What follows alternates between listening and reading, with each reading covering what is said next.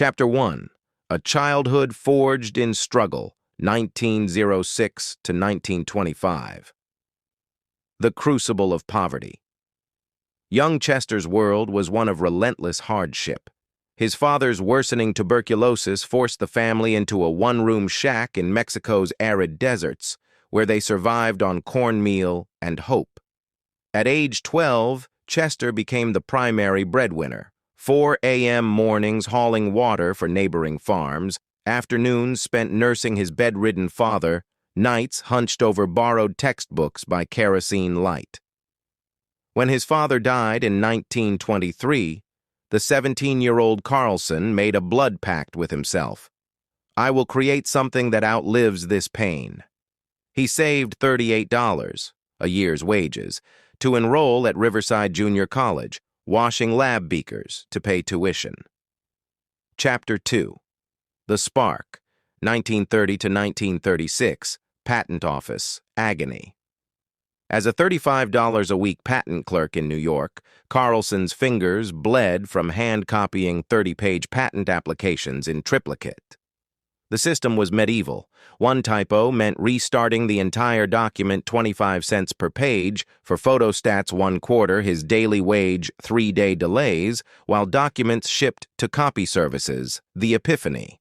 During a sleepless night in 1934, Carlson sketched a radical concept. What if static electricity could print images directly onto paper? Colleagues laughed. His boss warned, stop wasting time on fantasies. Chapter 3. Kitchen Alchemy, 1937 to 1938. The $10 laboratory Carlson transformed his Astoria apartment kitchen into a mad scientist's den. Sulfur melted in a repurposed coffee pot, zinc plates scavenged from junkyards, a handkerchief as the first photoreceptor. The historic moment, October 22nd, 1938. After 47 failed attempts, Carlson wrote 10-22-38 Astoria on a microscope slide, rubbed the sulfur-coated zinc plate with the handkerchief, exposed it to light through the slide. The world's first xerographic image appeared, faint but legible. His landlady threatened eviction over the sulfur stench. Chapter 4. The Valley of Death, 1939 to 1958. Corporate Rejection Tour.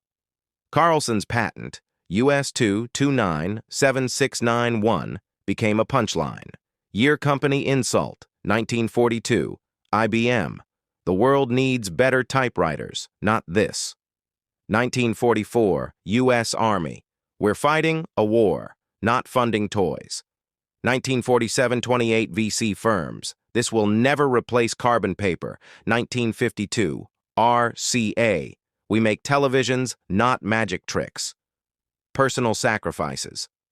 Divorce. His wife left in 1945, calling him a delusional failure. Health. Chronic malnutrition led to fainting spells. Debt, $20,000 in loans, equivalent to $250,000 today. Yet every night, Carlson refined his designs using discarded camera parts from pawn shops. Chapter 5. The Miracle, 1959 to 1960. Haloid's Gamble. The near-bankrupt Haloid Company, later Xerox, risked everything. 1958, sold corporate bonds to fund development. 1959, launched the Xerox 914, a 650-pound beast that made 7 copies per minute, caught fire if overused, required a scorch warning label, cost $27,500, $250,000 today. The explosion, 1961. IBM tried to buy Xerox for $100 million, denied. 1965.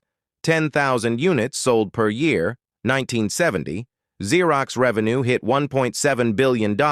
Carlson's royalty checks eventually totaled $200 million, over $1.5 billion today. Chapter 6. The Unseen Revolution, 1968 to present. Ripple effects, Carlson's invention, which he lived just 9 years to see succeed, enabled space age, NASA used xerography for Apollo mission blueprints. Computer revolution. Printed circuit board manufacturing democracy. Allowed mass production of voting ballots. Final irony. The man who saved offices billions annually never owned a Xerox machine. He preferred writing longhand. The ultimate paradox. Carlson's tombstone reads, "He knew the bitterness of obscurity before the taste of triumph."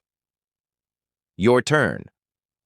Next time you face rejection, ask, "Am I on my 21st no, or just one away from changing history?"